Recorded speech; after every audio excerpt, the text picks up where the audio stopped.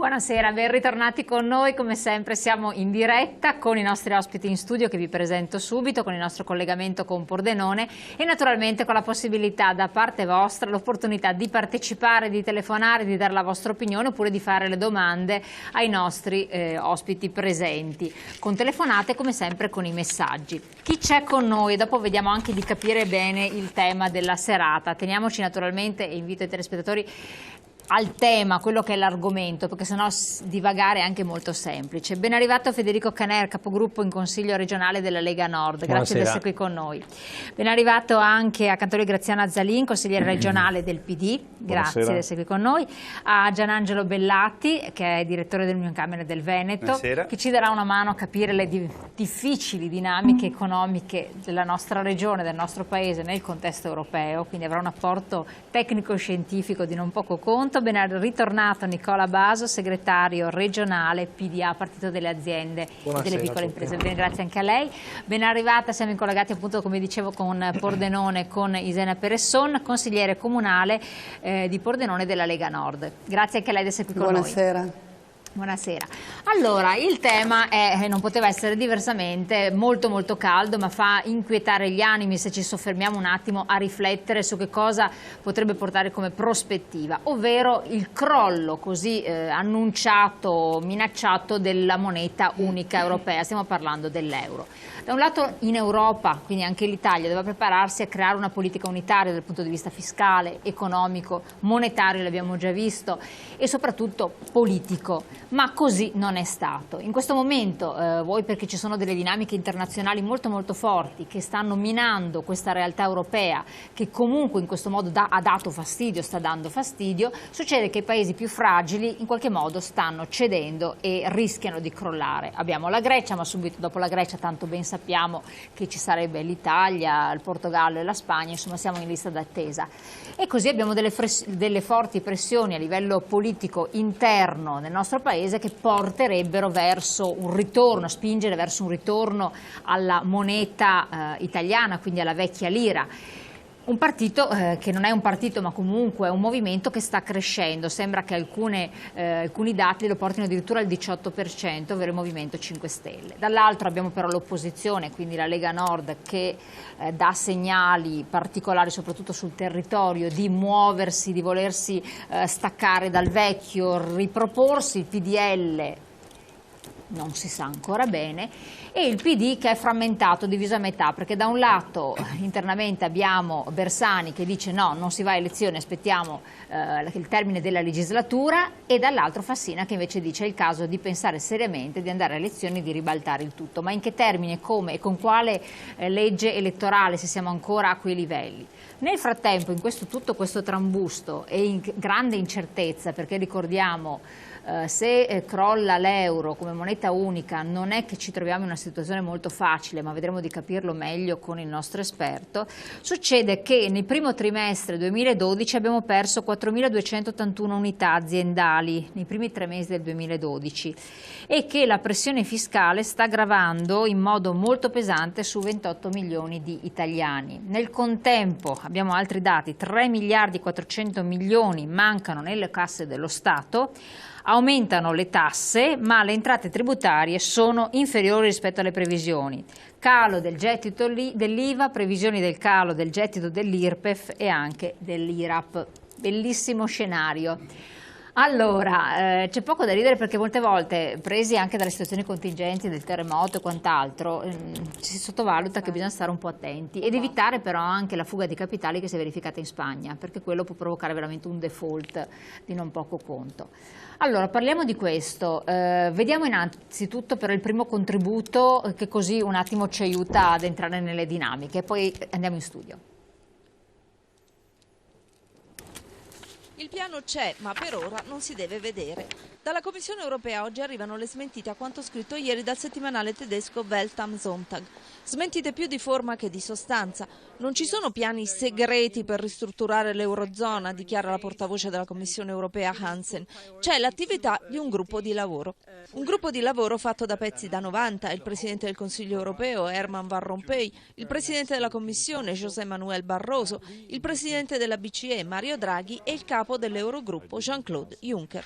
Una task force alla quale nel vertice informale del 23 maggio scorso è stato affidato appunto il compito, certo non facile, di approfondire l'unione economica e monetaria. L'Europa schiera dunque i suoi big nel tentativo di risolvere il peccato originale che molti ritengono alla radice della crisi dell'euro.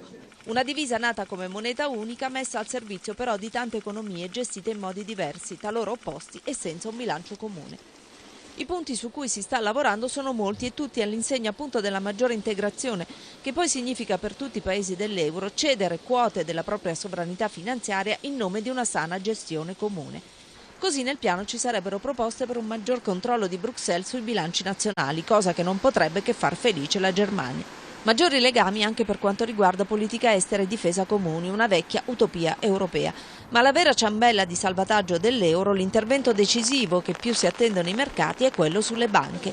Draghi vorrebbe un'autorità paneuropea di controllo e già domani a Bruxelles Barroso presenterà l'unione bancaria, un sistema per far sì che eventuali crisi degli istituti di credito vengano risolte grazie a un fondo salvabanche finanziato dalle stesse, una specie di polizza con un sistema comune di garanzia sui depositi per evitare la fuga dei correntisti stile Grecia e Spagna. Così oggi José Barroso è volato a Berlino per assicurarsi l'appoggio della cancelliera alle sue proposte. Questo ricco menù dovrebbe essere già presentato alla tavola dei leader europei nel vertice di fine giugno, ma perché questa mezza rivoluzione vada in porto ci vorranno, ad essere ottimisti, almeno dei mesi. Chissà se i mercati concederanno all'euro tanto tempo. I mercati, secondo lei, ci concederanno tanto tempo? Daranno, perché sono abbastanza traballanti e la nostra politica lo è altrettanto, perché c'è insicurezza anche nei confronti del governo Monti che sta perdendo consensi, è sceso sotto il 40%. Sì, sono domande molto difficili perché vanno a toccare una situazione che può cambiare dal momento all'altro, no? In che senso? Se noi guardiamo i dati statistici, se quindi noi guardiamo quello che ci offre la raccolta di dati di tutti gli enti di ricerca, noi vediamo che siamo in un costante declino. Questo declino è in questo momento apparentemente inarrestabile. L'aveva detto poco fa la conduttrice che le tasse sono, nonostante l'aumento delle aliquote, le entrate fiscali stanno diminuendo.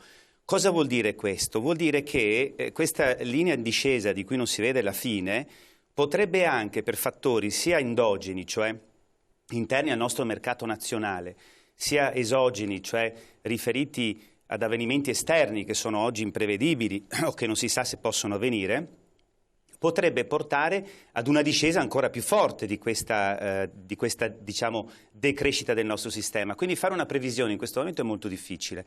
Quello che, ahimè, è più facile dire è che dai dati che noi abbiamo in questo momento effettivamente noi ci troviamo di fronte ad una situazione di costante decrescita nel nostro sistema economico, ma stiamo parlando solamente del Veneto, Lombardia, Emilia-Romagna, poi dopo noi siamo all'interno di un paese e siamo all'interno di un continente.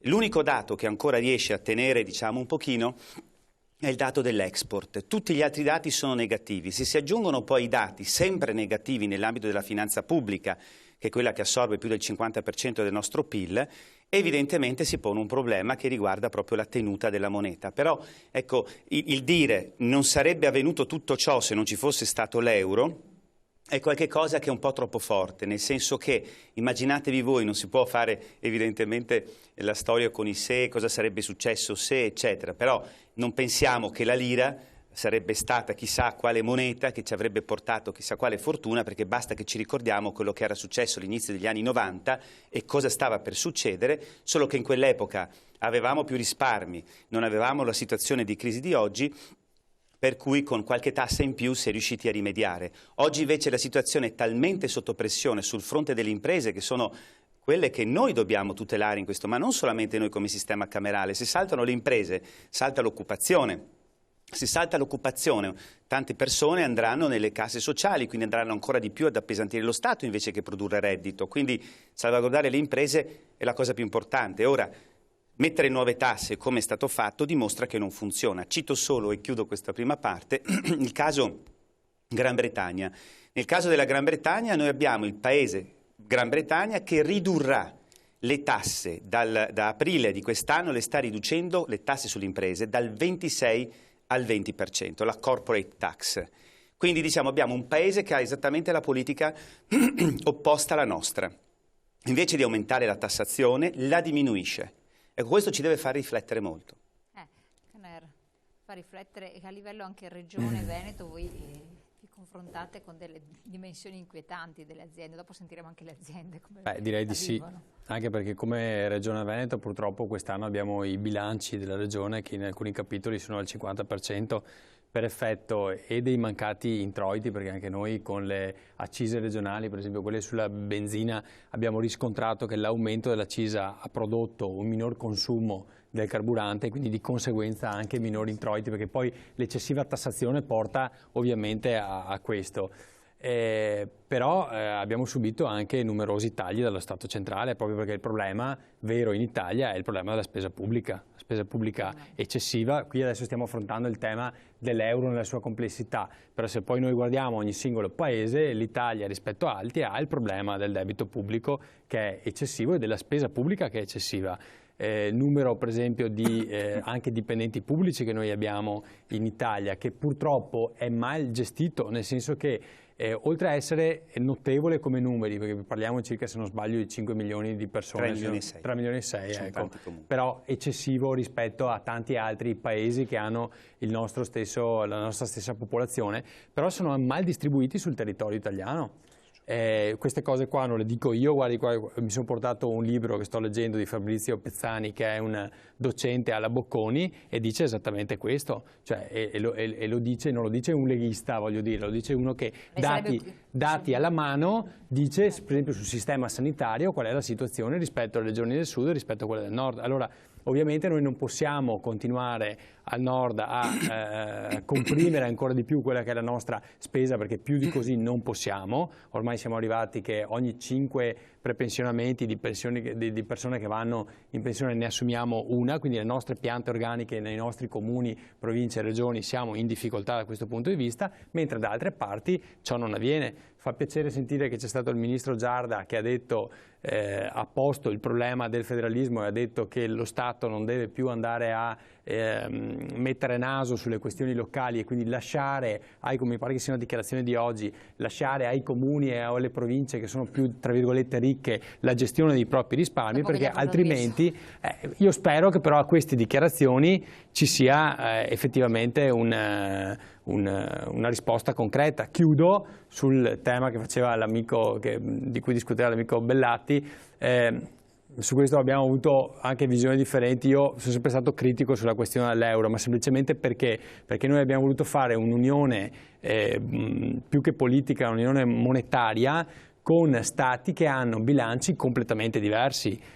Tanti stati hanno anche addirittura, passatemi il termine, falsificato parte dei propri bilanci per entrare in Unione Europea. I fondamentali di vari paesi sono completamente diversi, quindi tu li hai messi assieme un po' con la forza ed era logico che prima o poi questa cosa accadesse. Lui ha citato l'esempio dell'Inghilterra. Vero, l'Inghilterra sta abbassando le tasse, però l'Inghilterra è anche uno dei pochi paesi che non ha l'euro ma ha la sterlina e ha la capacità e la possibilità di gestire la propria banca.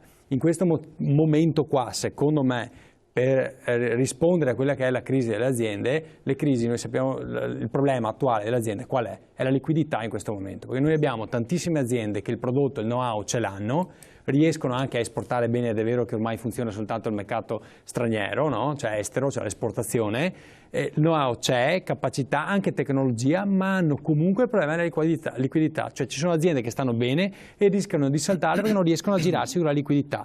Allora, solitamente uno Stato che gestisce la propria banca centrale cosa fa in una situazione di questo tipo? Stampa moneta.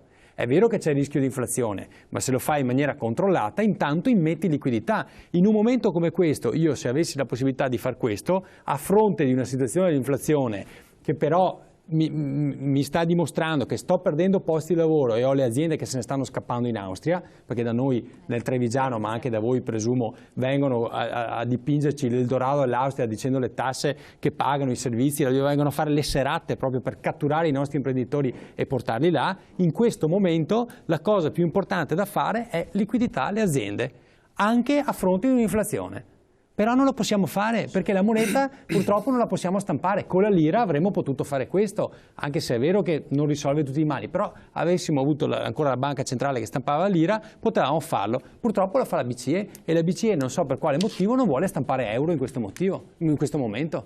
Questa è la riflessione che dobbiamo porci. Dopo, adesso passo la parola anche a lei consigliere, che poi rappresenta chi ha il governo, come PD, vedere cosa ne pensa, e poi le aziende. Su questo aspetto dell'Austria, poi chiederò anche il suo parere, Bellati, perché qua stiamo mettendo in discussione il sistema Europa.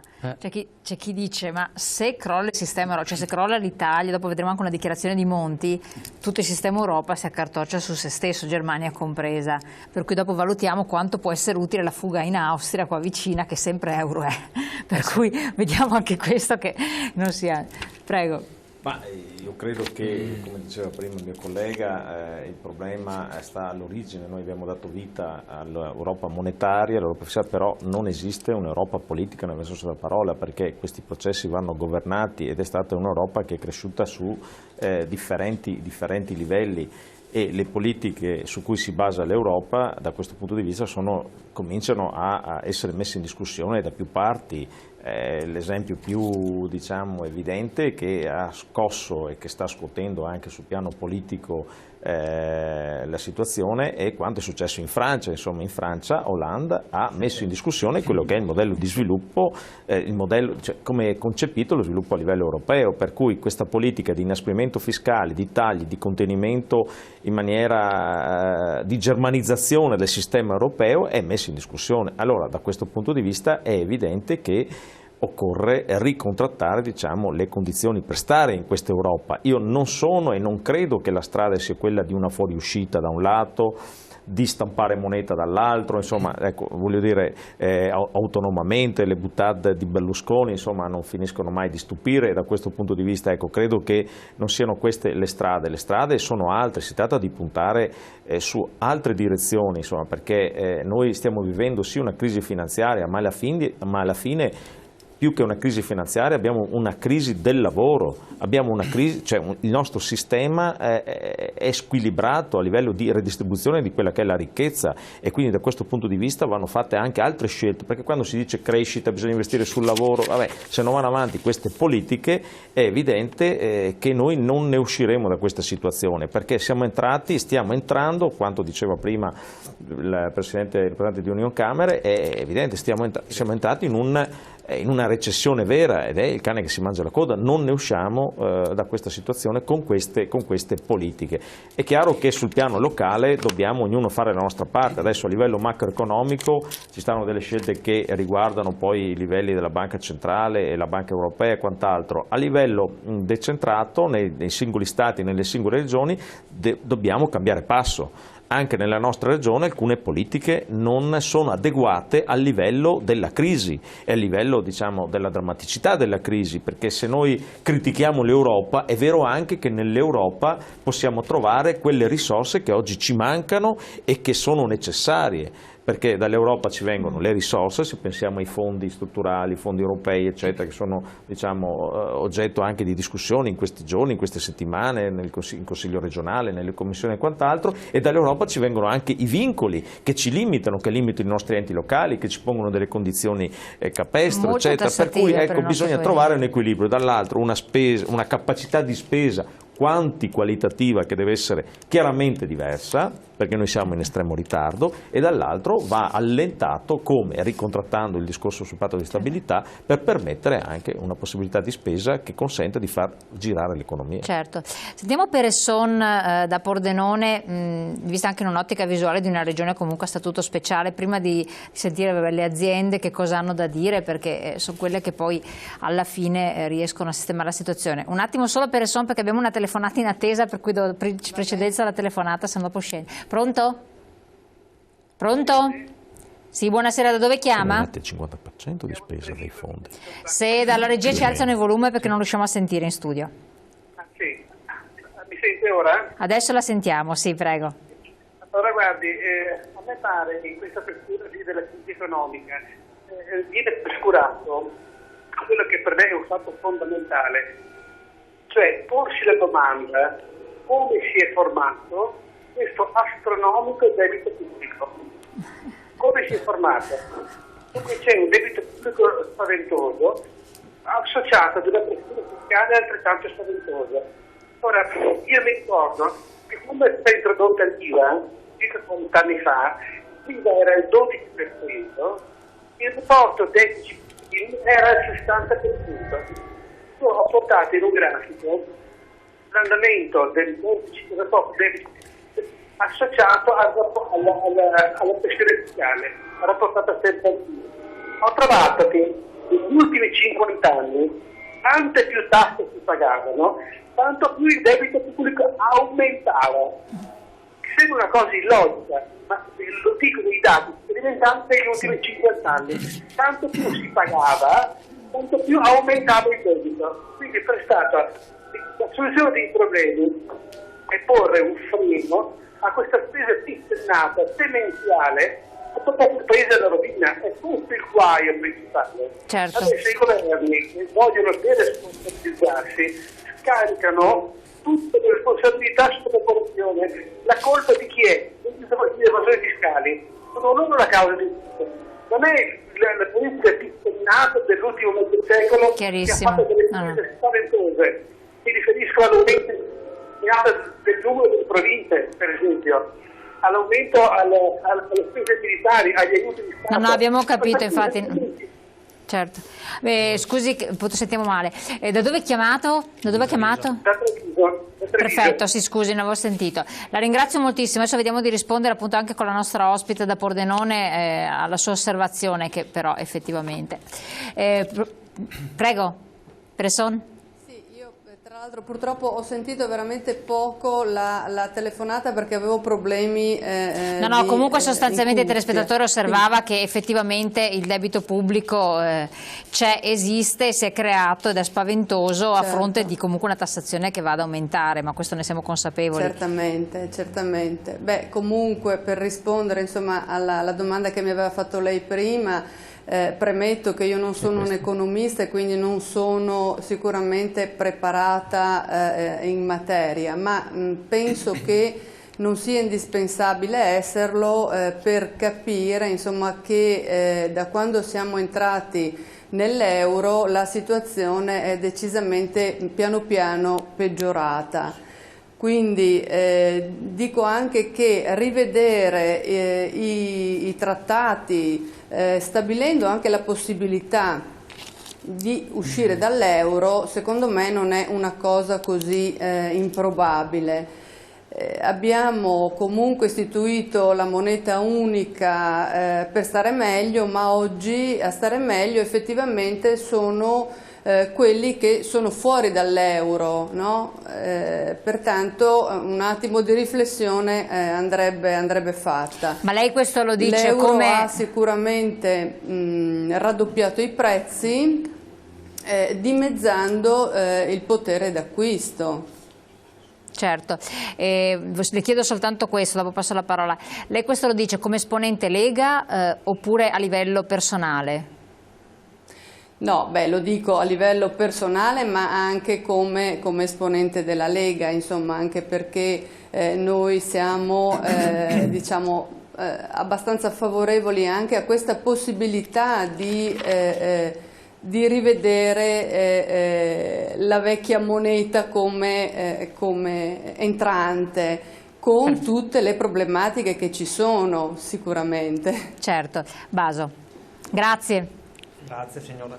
Prego. Allora, io punterei lo sguardo sul fine ultimo che dovrebbe avere lo Stato e il governo, che sarebbe quello di avere maggiori introiti, perché adesso si ha bisogno di denaro, si fa la fame, si fa un pochettino cassa in ogni occasione. Quello che diceva Canere, insomma, la lungimiranza dell'Inghilterra che ha citato il nostro esponente della Lega non è legata alla loro moneta che non è l'euro. È solo all'intelligenza di capire che maggior cassa si fa solo con la tassazione indiretta, creando sviluppo. Tutte le azioni che ha fatto il governo Monti purtroppo sono recessive e sono di compressione dei mercati, delle famiglie e delle aziende.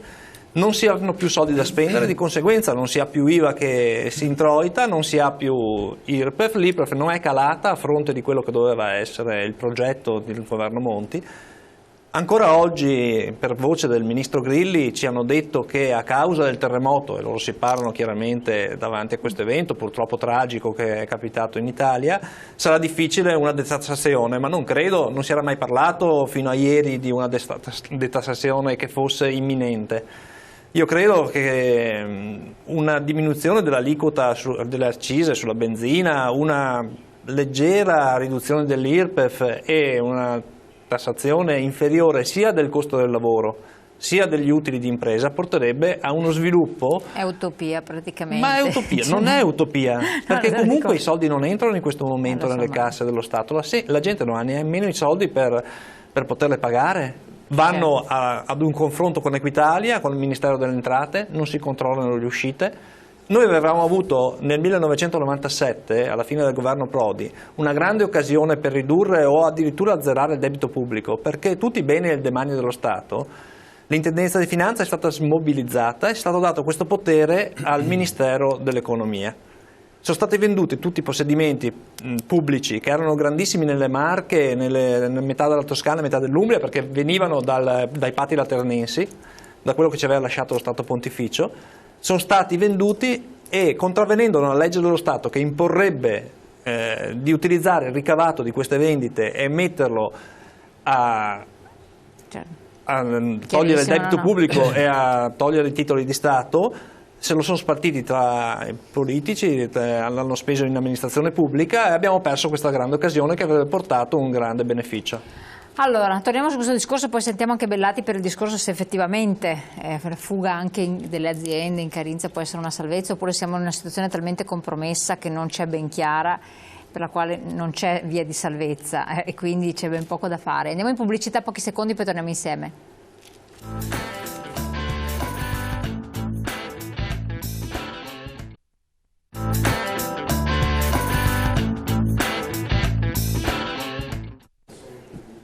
Allora, eccoci qua, Gianangelo Bellati, vediamo un attimo di capire un po' la situazione, perché quando ho fatto l'osservazione il consigliere Caner dicendo le aziende sono invogliate ad andare in Austria, in Carinzia, noi più volte abbiamo avuto l'occasione di parlare anche con esponenti di un partito che dicevano ma la salvezza è portare oltre confine eccetera, qui siamo sempre nell'area euro che è messa a rischio.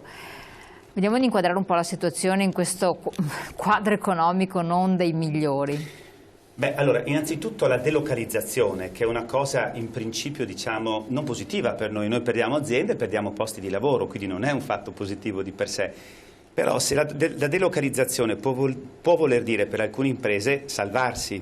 Abbiamo visto, l'ha detto lei, quante imprese da inizio dell'anno sono andate chiuse. E i trend dimostrerebbero che ne andranno chiuse ancora di più nei prossimi mesi.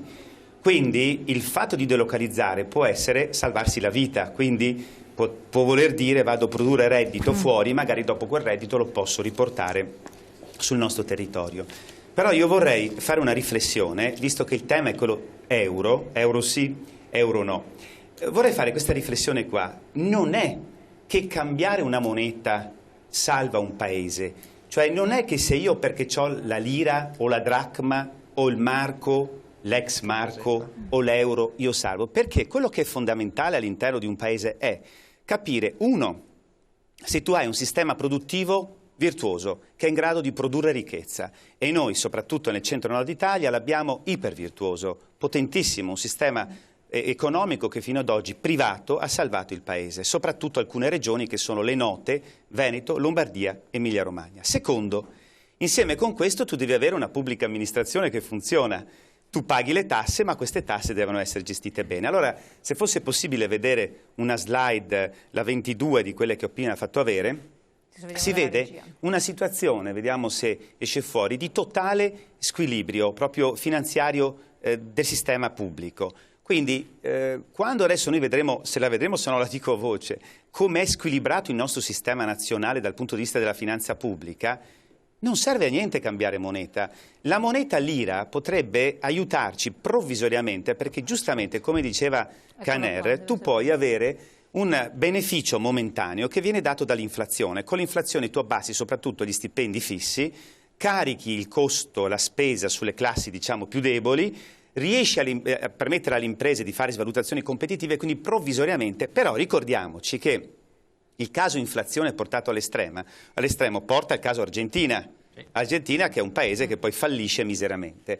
Ecco, quella slide che vedevamo poco fa vedere praticamente la massa di denaro che è praticamente 100 Vediamo se riusciamo a rimetterla in onda un attimo. Che è di circa 100 miliardi di euro che da alcune regioni, soprattutto del nord Italia, anche alcune del centro, va verso le altre regioni del paese. Nel 2003 erano solamente 6 le aree blu, quelle cioè che noi vediamo segnate, è l'esborso pro capite che ogni cittadino, compreso i bebè, dà allo Stato come tasse che però non vengono spese sul territorio. Praticamente un terzo delle tasse di Veneto, Lombardia, Emilia-Romagna escono fuori ma non tornano più sul territorio.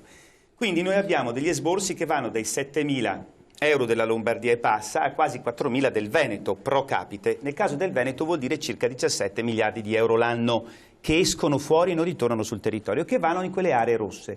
Nel 2003 le aree blu erano la metà, erano più le aree rosse.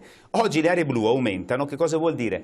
Che le aree rosse assorbono sempre di più, cioè sono delle aree che non si riescono a salvare. Interessante l'esempio di Caner sul libro di Pezzani, che dice giustamente, io non salvo un'area che è in difficoltà semplicemente mandando giù soldi fuori controllo come oggi, fino ad oggi è avvenuto con assistenzialismo brutale che è stato fatto, anche perché se vediamo la slide dopo, noi vediamo che c'è un'intensità di spesa rispetto al PIL in alcune regioni che è altissima rispetto ad altre. Della sanità dicono oggi che sia proprio un buco nero, allora, un vortice totale. Esattamente, allora io non voglio adesso fare, perché si parlava della Germania, però se io fossi un Veneto, se io sono un Veneto italiano, è una provocazione, prendetela come tale, pago quasi 4.000 euro pro capite che esce fuori dal territorio.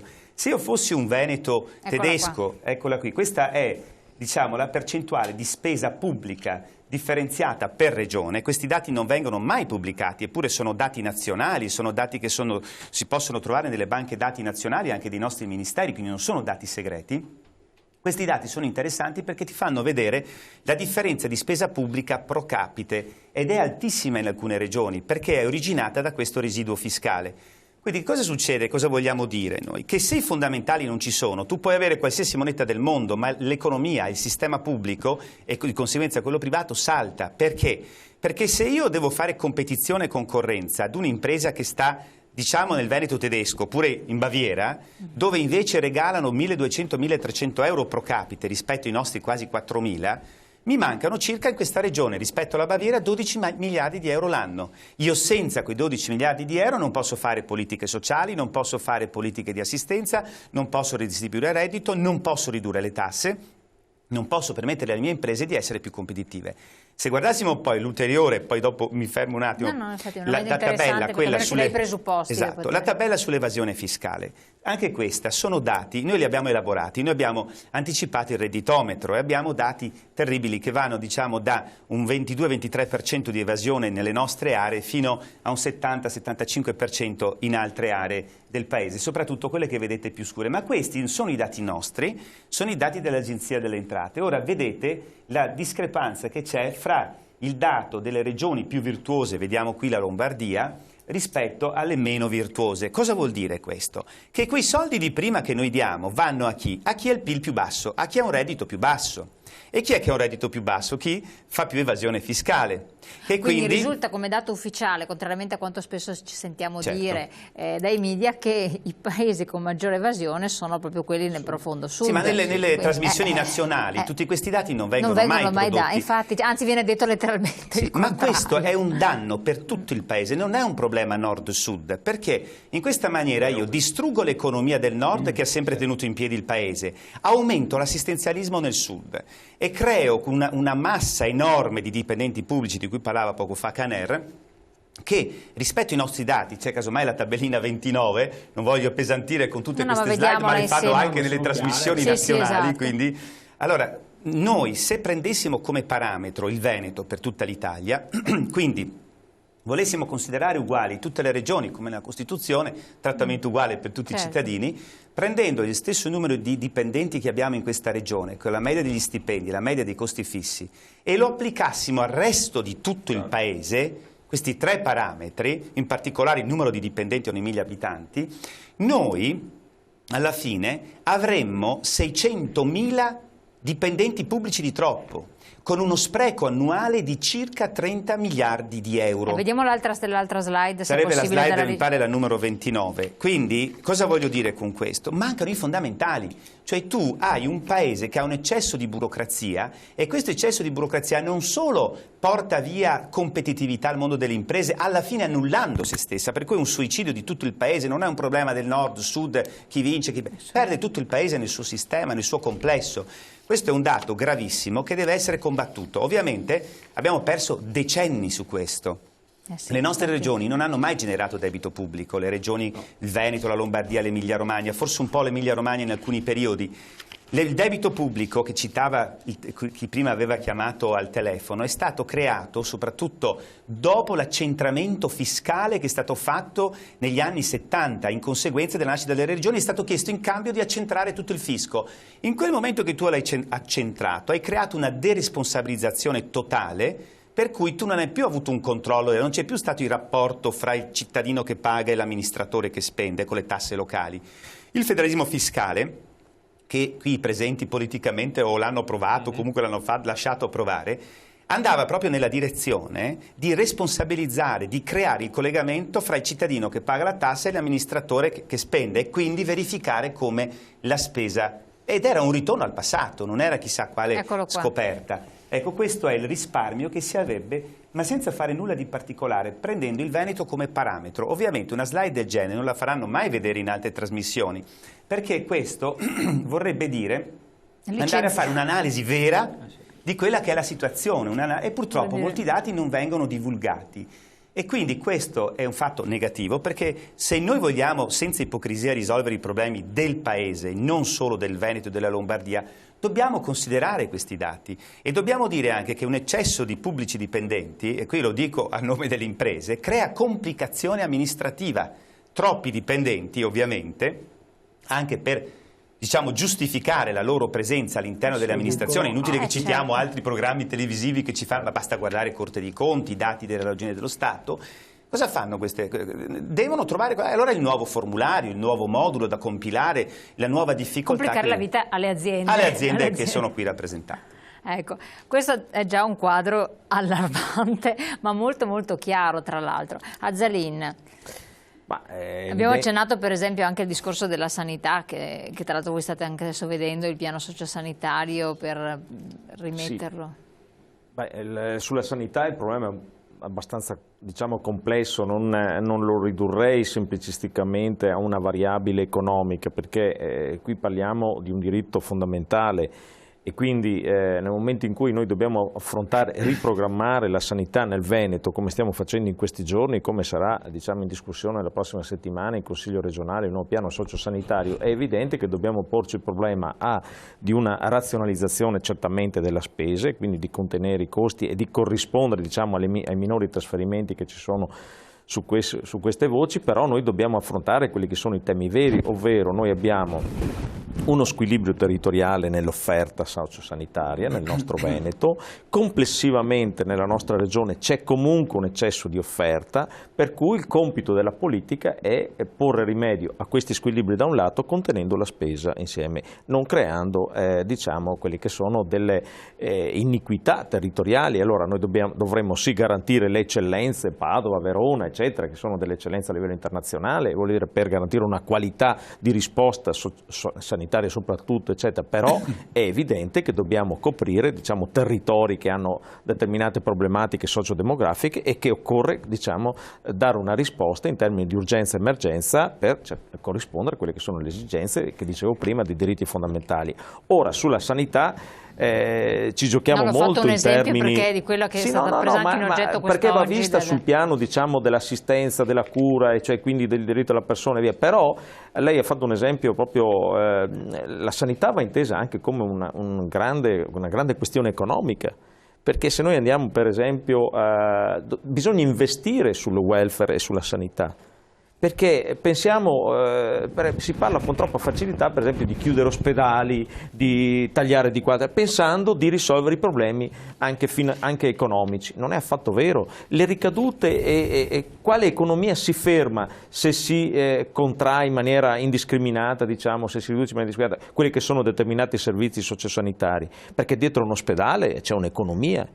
Ci sono commesse, ci sono svariati tipi di lavori, c'è la ricerca, c'è l'innovazione, voglio dire, c'è un sistema complessivo, per cui anche da questo punto di vista noi dobbiamo stare attenti, perché gli investimenti sul welfare sono anche diciamo una valvola di sfogo per l'economia, non è un qualcosa che non ha un valore, insomma, ecco, quindi il ragionamento va posto in maniera un po' più complessa, perché si tratta non solo di spendere meno, ma di spendere in maniera diversa. È una cosa da poco. C'è un'altra telefonata, pronto? Pronto? In linea, pronto? Non si sa. Diciamo, vediamo se recuperiamo dopo la telefonata, perché non dà risposta. Caner. Ma io non sono d'accordo con quanto diceva il collega Azzalì, perché il problema economico in sanità esiste, ma il problema reale è che purtroppo i soldi sono stati spesi male, soprattutto in sanità. E spendere di più in sanità non significa avere un servizio migliore. Lo leggo. Non ho detto spendere di più. Sempre da questo libro, no? Sì. Che non è un libro di un leghista, ma di un docente. Sul tema sanità si intitola La competizione collaborativa. Cioè in sostanza lui dice che bisogna che cominciamo a avere una collaborazione tra non solo generazioni, ma tra tutti, tra nord e sud, sociale, economica, molto più intensa, proprio per andare verso quella che è una spesa sociale che non è più sostenibile, no? Cioè, così com'è, no? Che non ci debba essere spesa sociale. C'è un passaggio che dice, parlando di sanità, i crescenti trasferimenti di risorse finanziarie hanno avuto un andamento contrario rispetto al continuo e decrescente livello di efficacia delle prestazioni, rappresentato da crescenti flussi di degenti dai presidi ospedalieri del sud a quelli del nord. In sostanza cosa dice? In sostanza era quello che diceva Bellati con le slide, cioè le molte risorse che noi abbiamo dato al sud hanno portato a molti ospedali nati nel sud, a pochi chilometri da distanza, piccoli ospedali con molti infermieri, molti medici, che non hanno rappresentato una miglior cura per la gente del sud, perché altrimenti non si dimostrerebbe il perché i degenti scappano da quegli ospedali e vengono a curarsi al nord, dove magari gli ospedali sono più grandi, ma ce ne sono molti di meno. E questo cosa significa? Significa che i soldi non fanno la sanità, ci vuole un'organizzazione, una capacità, oltre che tecnica dei medici, delle professionalità, ma anche di organizzazione, che è quello che noi stiamo facendo col nuovo piano sociosanitario. Però, vivo Dio, noi avevamo già una situazione veneta positiva. Nonostante questo stiamo tirando la cinghia ancora di più e siamo costretti a fare ancora di più organizzazione e quindi a tagliare i piccoli ospedali magari che anche noi avevamo sparsi, no, nelle province. Che abbiamo, Federico? Che abbiamo in alcune parti. Io per esempio, che sono trevigiano, la mia provincia e anche per esempio la provincia di Vicenza sono due province che hanno tagliato molti ospedali. Ma ti faccio una domanda, il risultato qual è stato? È stato quello che il nostro cittadino trevigiano, vicentino ha una sanità peggiore del veneziano, del padovano, del veronese? Assolutamente no.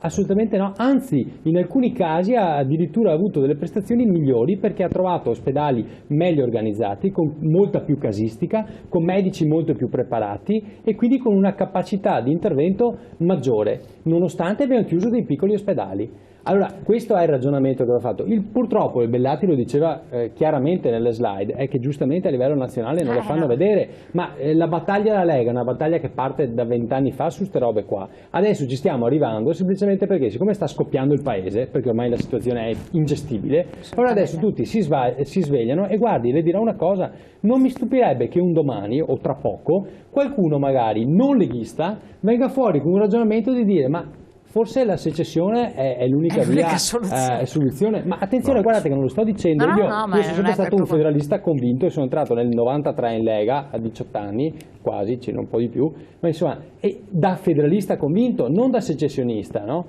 Però alla fine i numeri portano una spaccatura totale del paese.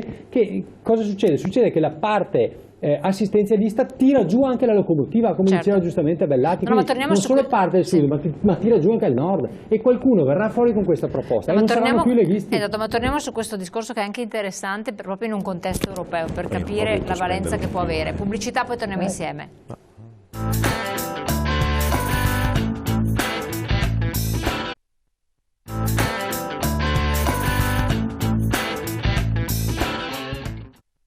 Qua c'è una telefonata in attesa, poi diamo la parola alla nostra Peresson da Pordenone, che so che tra non molto deve anche lasciarci. Pronto?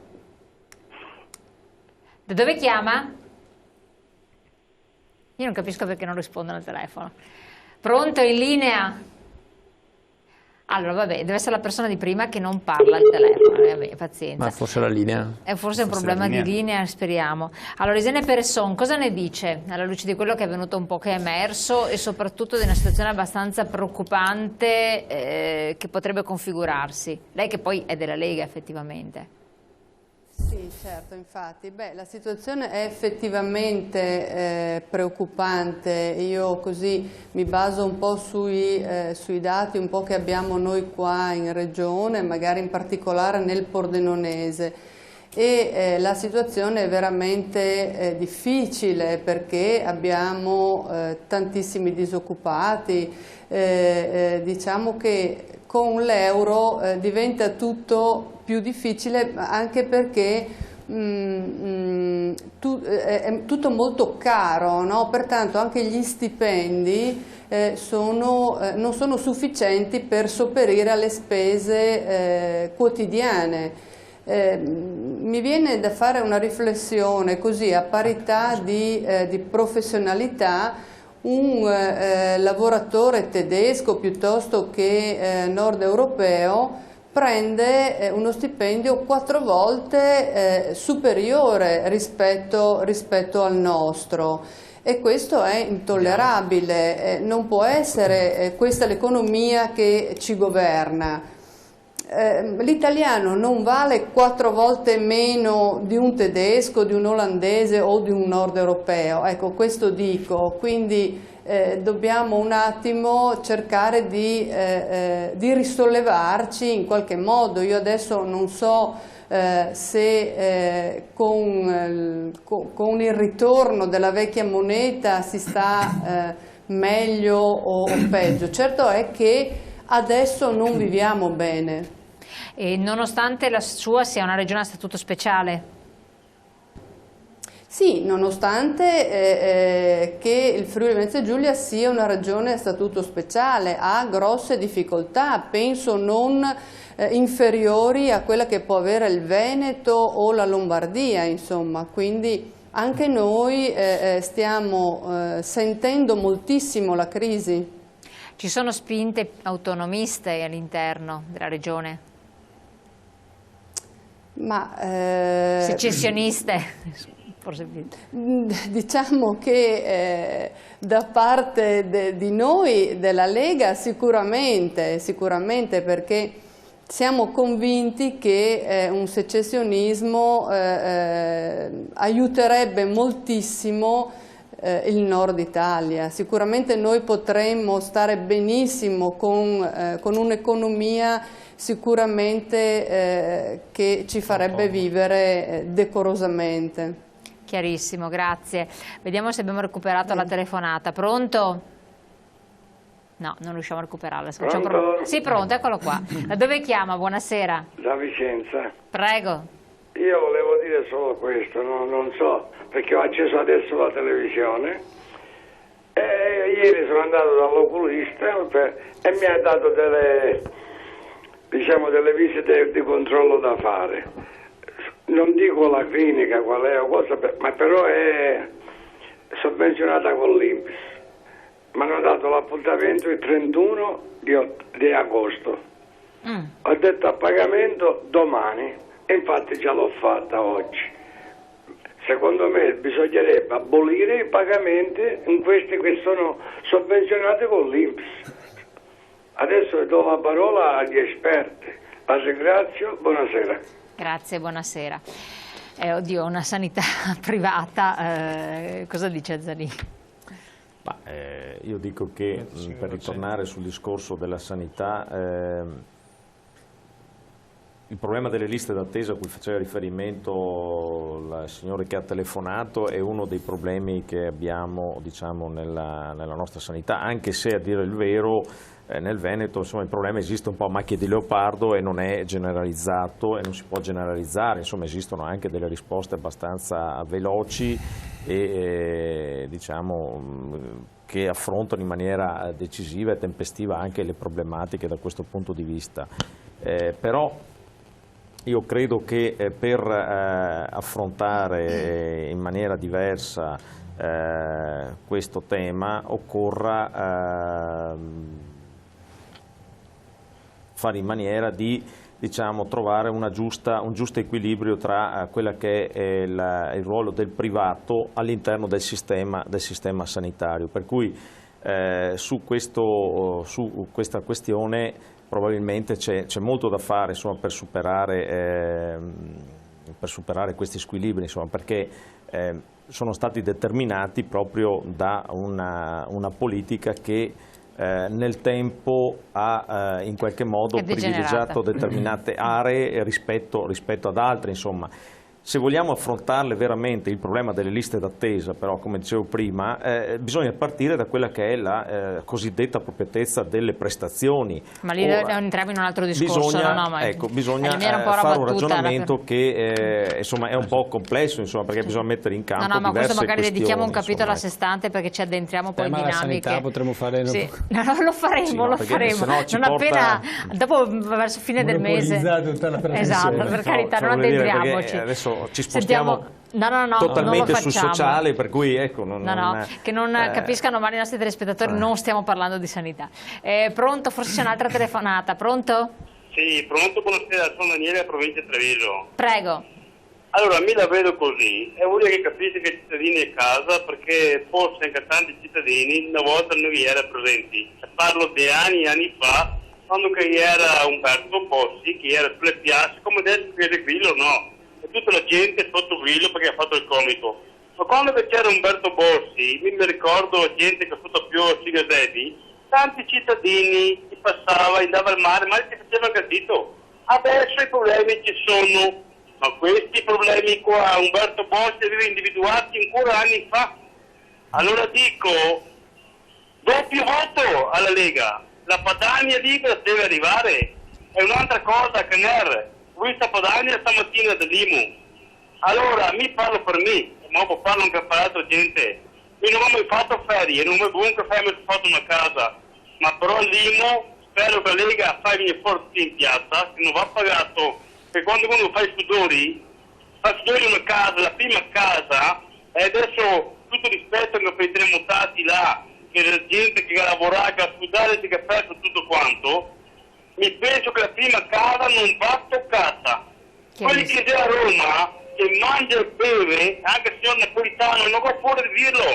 È 2 giorni che ha fatto festa, 2 giugno, non è bistecchi che ha fatto festa. Per oggi è stato un altro suicidio qua, c'è stato. E allora di finire, cittadini, svegliamoci. E qua se fa morire la gente onesta. Grazie. Padania è libera Padana. Grazie del suo intervento. Chiarissimo. Ma chiarissimo, grazie del suo intervento. Vuole dare una risposta a questa stagnata in causa? Ha citato il tema dell'IMU. In effetti, per esempio, i sindaci della Lega Nord parlano del Trevigiano, ma è un'iniziativa che si sta avendo anche a livello veneto. Tra l'altro anche il nuovo segretario Flavio Tosi ha posto questa problematica.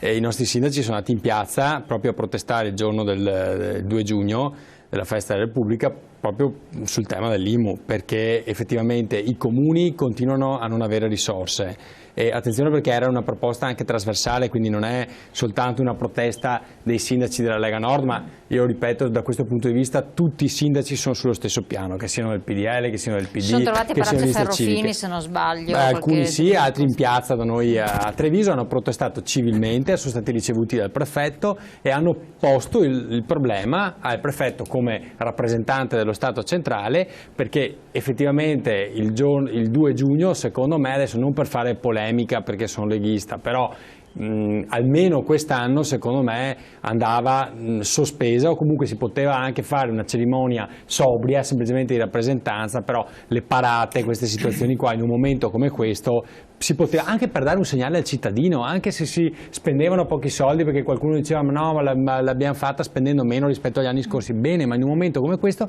dai il segnale al cittadino secondo me addirittura lo porti più dalla tua parte, nel senso che si affeziona anche di più con un segno di questo tipo. Andava previsto per tempo. Sì, perché comunque, sembra un po', certo. guardate, il nostro presidente Zaia lo dice sempre, sembra un po' come il Titanic che sta affondando e l'orchestrina che continua a suonare, no? Il cittadino la vede così, quindi almeno da questo punto di vista qua cerchiamo di dare una risposta, no? L'IMU, poi per quanto mi riguarda io ho sempre detto che sulla prima casa è assurda, perché ci sono persone che non sono ricche, che magari hanno anche ereditato una casa, magari dai propri genitori che negli anni l'hanno costruita, quindi hanno uno stipendio magari bassissimo, sono degli operai, hanno ereditato la casa, quella prima casa non produce reddito, perché io capisco la seconda, la terza, la quarta, la quinta che l'affitti è una rendita cosiddetta catastale, ma la prima casa dove tu abiti, che rendita catastale ha? Anzi, io dovrei ringraziarti che te la sei costruita, che non sei venuto a chiederla allo Stato, non sei venuto a chiedere allo Stato la casa popolare. Questa è una battaglia di civiltà che bisogna fare. E ancora una volta, proprio per rimanere nelle slide di Bellati, è un danno per il nord, perché le prime case sono tutte nelle regioni del nord, perché al sud non sono nemmeno censite le case, non ci sono neanche i piani regolatori, non ci sono le case censite. Quindi ancora una volta è una tassa che va a colpire i cittadini del nord, con un'evasione che abbiamo vista essere tutta al sud. Quindi anche indirettamente colpiscono sempre i soliti. Assolutamente. Ma moltissimi che hanno la prima casa intestata e basta dal notaio per esserne proprietario, hanno contratto un debito nel 2007 quando i tassi erano bassissimi, che la Banca Centrale Europea dava un tasso dell'1,5%, stanno pagando come un affitto la rata del loro mutuo e adesso si trovano a pagare l'IMU ingiustamente. D'altra parte si poteva fare uno sforzo da parte del governo Monti e rendere l'IMU un pochettino più equa, cioè creare degli scaglioni di reddito per i quali la prima fascia debole, diciamo fino a 40.000 euro, non dovesse pagare l'IMU, la fascia dai 40 ai 70 pagasse la minima aliquota, l'aliquota centrale dai 70 ai 100.000 euro e sopra i 100-150.000 euro pagassero pure l'aliquota massima. Sarebbe stata più capita e sarebbe stata spalmata meglio in funzione della ricchezza del territorio. La parola anche a Bellati, c'è una telefonata. Pronto? Una prevista con il governo. Pronto? Del 2014. Pronto? Sì, buonasera, da dove chiama? Sì, buonasera, chiamo da Padova. Sì. Volevo solo dire, qua che ci state dando il contentino dell'IMU no e della parata no, cioè rendiamoci conto che qua in Italia un dipendente già il 50% glielo fregano dalla busta paga prima che questo dipendente riceva il suo salario, stipendio, chiamiamolo.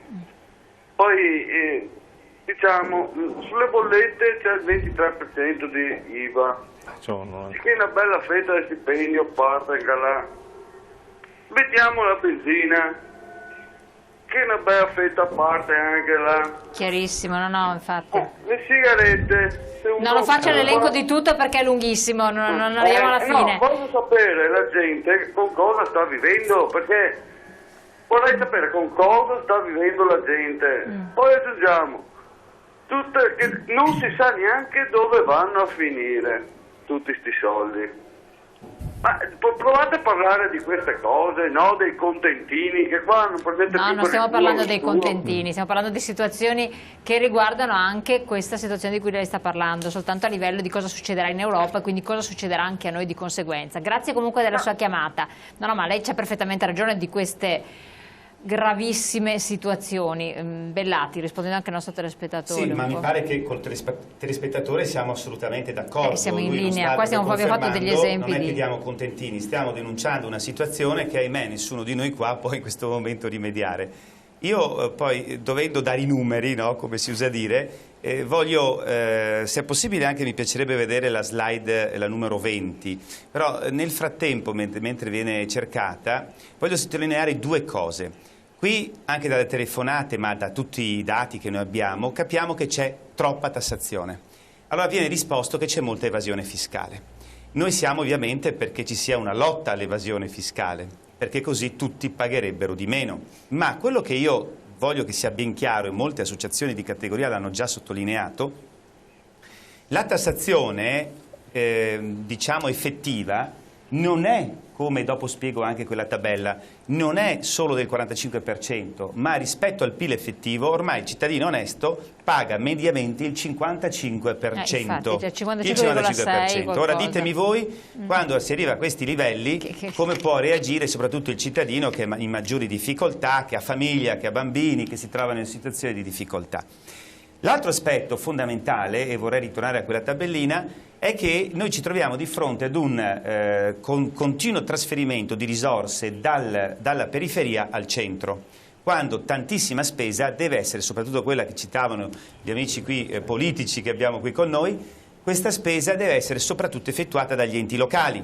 La tabellina lì che cosa dimostra? Dimostra che praticamente sono collegati, fanno riferimento allo Stato, più del 54% dei dipendenti pubblici, mentre invece se voi guardate i dipendenti, soprattutto per quanto riguarda le regioni, per quanto riguarda anche le tanto vituperate province, le comunità montane, i costi rispetto al totale della spesa pubblica, guardiamo le comunità montane, solo lo 0,22%.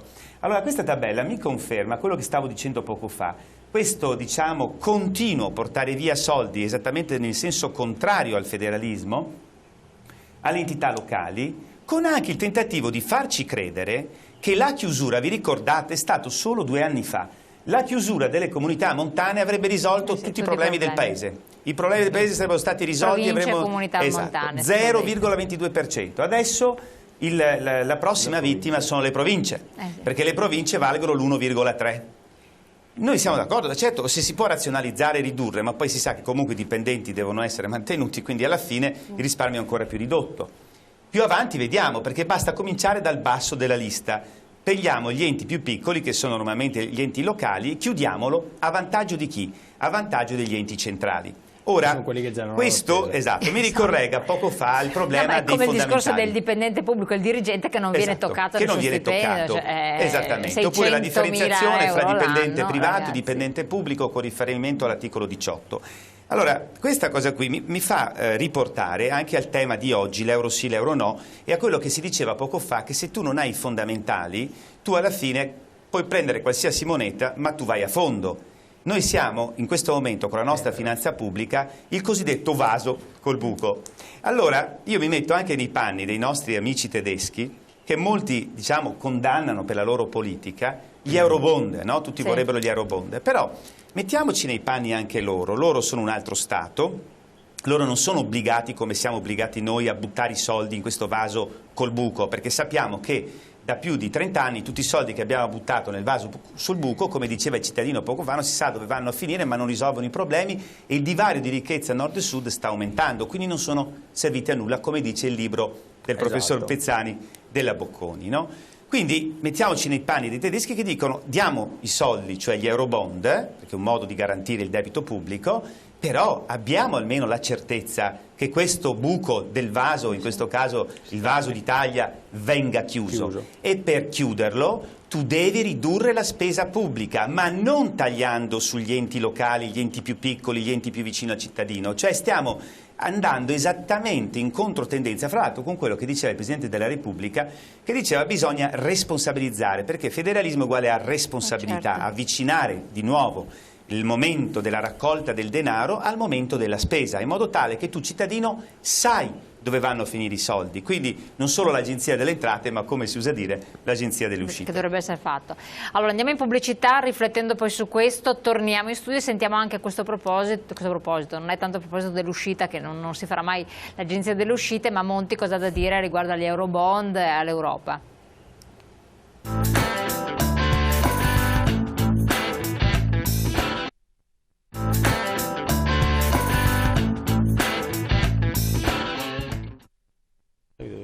Allora, ritorniamo su questo discorso e sentiamo questo contributo di Monti.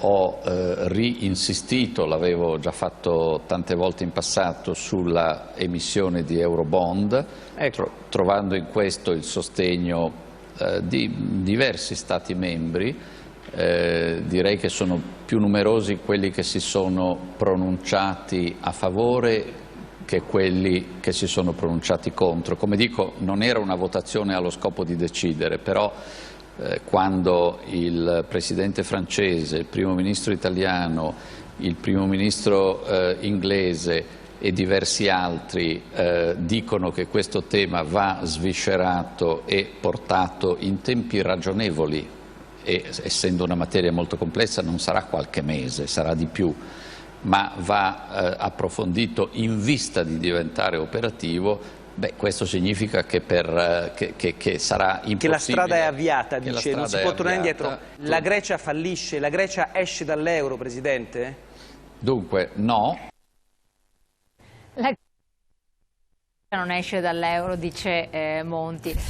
Sentiamo un attimo Peresson che cosa ne pensa anche di queste osservazioni fatte e quindi di come a livello governativo viene visto il quadro europeo, sì. Se lo condivide. Ma io penso che Monti non riuscirà ad imporre la sua voce perché in Europa abbiamo capito che chi comanda è la Germania. Mi è piaciuta molto la metafora del vaso senza fondo, quindi bucato. Noi praticamente siamo una nazione che continua a buttare dentro soldi inutilmente, perché questo vaso non potrà mai riempirsi. Lei come la vede da questo punto di vista? Quali soluzioni secondo lei sono prospettabili? Beh, non sono certo io che so prospettare delle soluzioni. Io spero che ci possano arrivare delle soluzioni. Ripeto, come dicevo all'inizio della trasmissione, non lo so se la soluzione del rientro della vecchia moneta, quindi della lira, può essere una soluzione. A mio avviso potrebbe essere, certamente con delle problematiche iniziali non da poco, ma a medio-lungo termine probabilmente andremo a stare meglio. Grazie. Tornare alla vecchia moneta, chiedo a lei. Posso fare una battuta su Monti? Sì. Io ritengo che quello che ci prospetta Monti abbia tolto la dignità ai cittadini e ci abbia ridotto un pochettino a sudditi. Sudditi di questo Stato che ci vuole far credere che le cose andranno meglio. Io penso che le lobby, cioè i poteri forti della politica, non potranno mai votare contro loro stessi. Ogni provvedimento di Monti è sempre stato smentito, è sempre stato poi camuffato per divenire un qualcos'altro di quello che prima si prefiggeva di divenire. Io credo che solo la rifondazione della politica, solo ripartire da zero e togliere dalle mani dei politici il potere per poter gestire tutto il nostro sistema Italia, che per quanto denaro possiamo mettere dentro, per quanta tassazione possiamo aumentare ai cittadini, non potrà mai avere nessun altro risultato che non un aumento della spesa pubblica, un aumento del debito. È quello che è avvenuto da novembre, quando Monti si è insediato. Lei sta parlando di una rivoluzione praticamente? No, ci sono tanti modi di fare la guerra per uscire. Adesso c'è un modo moderno di fare la guerra, è quello delle banche. Le banche hanno messo lì Monti ed è il loro esponente, il loro ariete per sfondare contro il popolo italiano.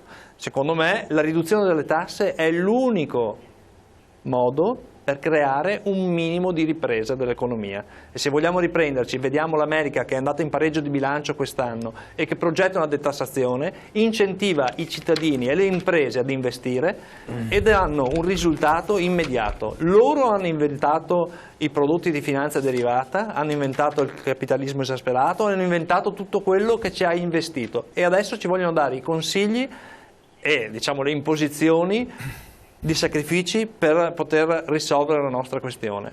Non sono loro che ci devono comandare, siamo noi che ci dobbiamo autogestire. E andare e intanto per salvare le aziende portarle oltre confine, tanto si sa che comunque l'italiano noi non dobbiamo portare il lavoro oltre confine, dobbiamo favorire gli imprenditori che hanno delocalizzato negli anni scorsi in paesi che si sono adesso arricchiti, che sono arrivati oltre il nostro benessere e dove di conseguenza non c'è più convenienza di lasciare le imprese. dare una detassazione di 5 anni ad esempio, oppure un credito d'imposta perché possano riportare le aziende in Italia, dare lavoro magari dove ce n'è meno, o al sud, al centro, ma anche qui al nord. Diamo un impulso, diamo un segnale a questi imprenditori che possono sviluppare il loro lavoro di export, perché in Italia ormai ce n'è poco, ma producendo in Italia. Facciamo forte il made in Italy, facciamo forte soprattutto il made by Italy, fatto con prodotti italiani, con manodopera italiana, e certifichiamo questa cosa nel mondo, che ancora ha un valore. Sì, Azzalì. Sì, ma io volevo un po' spezzare una lancia, non dico a favore di Monti, però la questione, diciamo, del governo va inquadrata un po' diversamente, perché siamo giunti a questa situazione, perché adesso tutti sparano su ovvero c'è un po' questa tendenza adesso a sparare sul governo come... Allora, intanto c'è da dire perché Monti è arrivato al governo di questo paese, allora tutte le questioni, non è stato eletto, eccetera, vabbè, però noi avevamo raggiunto un livello di credibilità internazionale che era bassissimo, non avevamo nessuna credibilità e Monti quantomeno ci ha fatto riacquisire un minimo di credibilità internazionale, e parliamo alla pari con gli altri paesi, che dopo si tenda a fare della questione della crisi solo una questione finanziaria. Questo è evidente, lo diciamo anche noi, non si può continuare su questa strada, non è con l'austerità tout court che si risolvono le questioni, occorre avviare una politica vera di investimenti e per la cosiddetta crescita. Ecco, su questo si misura anche la capacità di Monti, che però va portata avanti con una ricontrattazione a livello europeo di quelle che sono le condizioni tra gli stati. Ma non è l'italiano che ha preso credibilità internazionale, forse i media e Berlusconi nella sua persona avevano perso credibilità, è solo il Premier che magari ha riacquisito un attimo di dignità agli occhi del pubblico straniero, degli altri politici. Il Premier, guardi, da non diversi siamo noi mesi italiani. È vero che siamo alle prese con una crisi che non ha precedenti, insomma, bisogna andare in là con gli anni, però prima di Monti le nostre discussioni erano sulle noti del Premier o quanto ma perché questo è quello che i media ci facevano vedere. Ma non si è un po' strumentalizzata questa cosa. Vabbè, ma questo non è poco, cioè, voglio dire, qua le istituzioni hanno una credibilità, hanno un senso, vanno sì criticate, vanno messi di su, però bisogna anche ritrovare il senso di appartenenza, bisogna avere anche fiducia di un qualcosa, perché questo paese, al di là dei problemi finanziari e economici, ha perso quello che è la cosa più importante o rischia di perdere, cioè la fiducia anche nel domani. Allora io credo che chi ci governava prima, che ci ha portato sull'orlo del baratro, ha una responsabilità. Adesso dimenticarsi di questo insomma, è un po' eccessivo, secondo me. Però, Azzalì, scusa, non corrisponde un po'. I giornali scandalistici sono in fallimento senza più noti bravi del Premier. Effettivamente gli atteggiamenti di Berlusconi non hanno aiutato, anzi hanno danneggiato tutti. Però la risposta non può essere quella del Presidente Napolitano di mettere sul governo tecnico di un Presidente messo dalle banche che deve seguire una linea europea che poi non sta neanche seguendo, perché giustamente, come dicevamo fuori trasmissione, sta facendo delle cose che nemmeno l'Europa gli ha chiesto, mettendo in ginocchio il paese, perché allora la soluzione era quella che dicevamo noi come Lega Nord, andare al voto subito, quindi un voto immediato, legittimato, un nuovo Premier legittimato dal popolo, che molto probabilmente scelte di questo tipo non le avrebbe fatte, sarebbe stato in difficoltà lo stesso, nessuno dice che si sarebbe, però probabilmente non avrebbe portato il paese su scelte, visto che era un politico, non avrebbe passato e basta. Io sono d'accordo che bisogna dare il voto, però bisogna cambiare il sistema elettorale in questo paese. I cittadini devono decidere chi eleggono. Non si sta facendo nemmeno questo, era stato non si sta facendo nemmeno questo. Capito, ma che non lo sta dicevo che non c'è possibilità. Tant'è che la provocazione di Fassina in questi giorni ha proprio questo significato, perché o si mette mano alla legge elettorale e si avviano le riforme, se no non ha senso andare avanti in questa maniera. Ma è una provocazione che i partiti devono prendere sul serio. Ho capito, Zelin, però io sto dicendo, guardo ad oggi e dico, le uniche manovre che ha fatto, perché anch'io mi aspettavo, tutti dicevano in un primo momento, vabbè, sta raccogliendo perché in questo momento c'è bisogno di raccogliere risorse, perché però altrimenti la crescita saltiamo. non si sta vedendo. Tutti in attesa delle famose misure di secondo livello di crescita. Non sono arrivate, la fase 2 non è arrivata né nella crescita e nemmeno nelle l'Europa risposte gli ha di strigliato, riforma. gli ha tirato i capelli. L'unica cosa che ha fatto, ha messo mano alle pensioni, che era il sistema, Maroni aveva già messo mano a questo, eravamo in equilibrio da questo punto di vista. Cosa serviva a mettere mano alle pensioni? E la Fornero ha detto ho sbagliato sugli esodati. Benissimo, ma allora io a questo punto mi pongo una domanda e dico, questo qui è il classico professore universitario che non solo, mi permetto di dire una cosa fondamentale, com'è la situazione, ma probabilmente non è un uomo di azienda che sa gestire le cose come ma è un uomo di banca, perché allora tutti quelli che erano tracciabili, quindi il dipendente, quindi il pensionato, quindi l'azienda che sui bilanci sono pubblici, sono stati tassati. E perché invece tutte le transazioni finanziarie non sono mai state toccate? Perché un minimo di Tobin tax non è stata messa? Perché gli utili delle banche non sono più tassati e in 10 anni sono più che dimezzati? Esatto. Anche l'IMU sulle fondazioni bancarie che non c'è. Allora, io vorrei spendere una parola a favore dei politici, cosa rarissima forse. Tra l'altro io sono un burocrate e quindi, ecco, allora, non diamo così importanza diciamo, in questo momento alla politica, perché in questo momento la politica è debolissima. Quindi io non voglio giustificare nessuno, però in realtà noi siamo in questo momento nelle mani della burocrazia. E quindi diciamo che quello che conta non è tanto forse in questo momento la figura del Premier X piuttosto che il Premier Y, ma è, ripeto, ritornare ai fattori fondamentali del nostro bilancio, del nostro sistema pubblico, perché ha degli effetti devastanti sulla vita sociale. Cito solo un caso e un esempio. Noi abbiamo in questo momento le nostre imprese che attendono 104 miliardi di euro dalle amministrazioni pubbliche, soprattutto Italia ovviamente, no? Poco più del 10% qui in questa regione. Quindi abbiamo questi crediti che non vengono pagati. Diciamo che io li vedo come addirittura una quasi esproprio. Perché? Perché siccome la scusa che viene addotta è quella che c'è il patto di stabilità, inteso esso in una maniera molto restrittiva, che in altri paesi invece non è stato inteso in questa maniera, allora il patto di stabilità, sapete, era nato, no? Prima i parametri di Maastricht, poi il colpo vero l'ha dato l'euro, no? Proprio per creare un sistema che, diciamo, garantisse dei risultati sulla finanza pubblica. Questi 104 miliardi, ma ci rendiamo conto cosa provocano? Io Stato, io pubblica amministrazione non pago le aziende.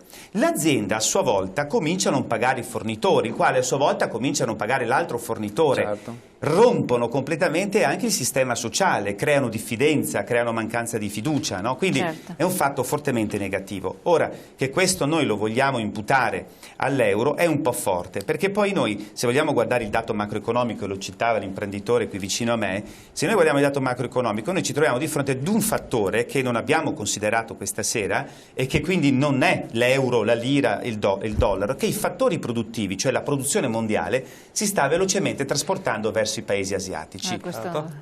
Cito solo un esempio. Abbiamo avuto, noi, voi sapete, con le camere di commercio abbiamo tutte le banche dati, tutte le informazioni sulle imprese. Noi possiamo dire che da 3 anni le nostre imprese non generano più reddito. È un dato impressionante, un dato vero, che metà delle nostre imprese attualmente in Veneto, 500.000, metà di queste imprese sono in sofferenza, che molte potranno chiudere entro fine anno.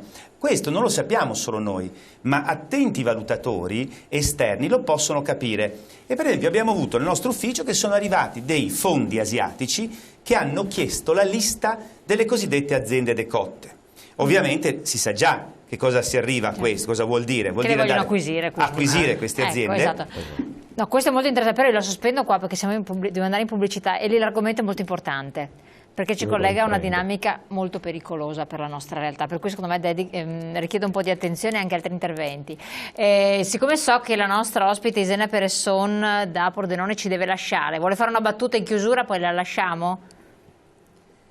Beh, così, la battuta che mi verrebbe da dire così è che con l'aggravarsi della crisi secondo me è giusto prepararsi all'eventualità di un crollo del sistema che porti il nostro Paese all'uscita dell'euro. Ecco, a me viene da fare questa riflessione. Quindi lei lo sente come imminente.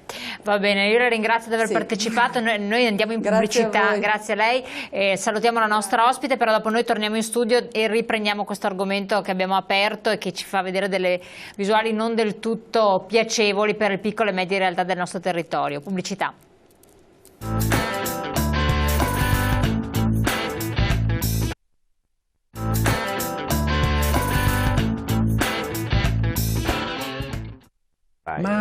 Torniamo a noi. Allora intanto la dinamica si era un po' accesa in studio. Vorrei tornare al discorso di Bellati perché è importante e fa capire certe situazioni.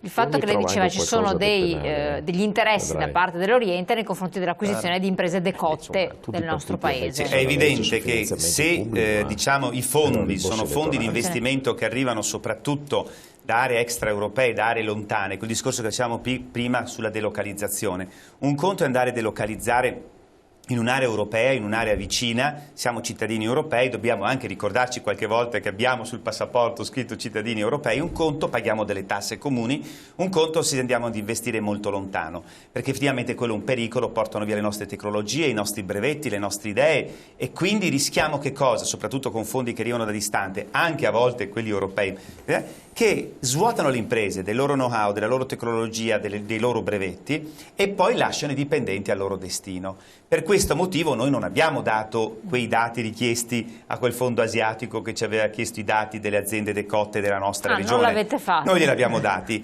però i dati, l'informatica permette che in qualsiasi altro punto possono andare a reperire questi dati, quindi non è che la nostra sia una difesa che possa avere un effetto oltre un certo tot. Quello che conta è che dal punto di vista macro, mondiale, noi abbiamo questo trasferimento di fattori produttivi. Allora è interessante la posizione dell'imprenditore qui presente oggi che dice cerchiamo di valorizzare il nostro prodotto e questo è il senso anche di un progetto di legge del Consiglio regionale che noi auspichiamo fortemente che vada avanti, il numero 23 del 2010, Caner lo conosce, dove propendiamo per dare proprio un appoggio fortissimo alla creazione di un marchio di qualità dell'ente pubblico regione che garantisca i consumatori, che aiuti le imprese che sono particolarmente virtuose, che hanno una certa qualità da offrire, quindi un marchio di qualità, noi lo vorremmo chiamare Qualità Veneto, lo stanno facendo regioni tedesche, l'ha già fatto l'Alto Adige su Tirolo, non vedo perché noi non lo dobbiamo fare, proprio per permettere alle nostre imprese... Anzi, era già preannunciato, se ne parlava già con gli artigiani. Esatto, già da tanto tempo, da troppo tempo se ne sta parlando, abbiamo buttato via anni preziosi, perché più tardi approviamo quel disegno di legge,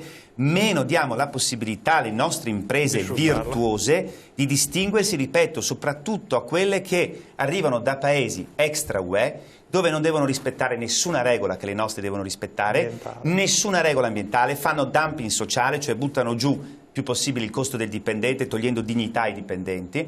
Sono situazioni che da noi non si devono venire a creare, noi dobbiamo fare in maniera tale che il consumatore sappia che il prodotto di una data azienda è stato fatto sfruttando per esempio il lavoro minorile, distruggendo l'ambiente. Se noi come enti pubblici non facciamo questo sforzo e non diamo questo servizio al consumatore insieme all'impresa facendoli dialogare, ecco che noi abbiamo fatto un grave errore, abbiamo mancato ad uno dei nostri compiti istituzionali. Caner, cosa dice?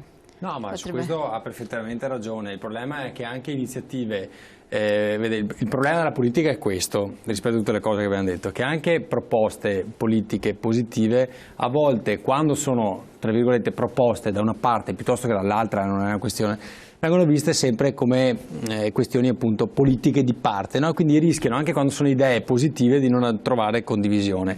Il marchio di qualità noi è un pezzo che cerchiamo, adesso l'ho anche sollecitato al collega Baggio che è Presidente della terza commissione, che lo porti con la disponibilità di discuterlo assieme alle altre forze politiche per far capire che non deve essere un progetto marchiato nel senso politicamente targato per evitare che venga così venga chiusa la discussione perché magari tacciato di essere una bandierina, ma bisogna crederci su questi progetti, quindi da questo punto di vista io sono perfettamente d'accordo.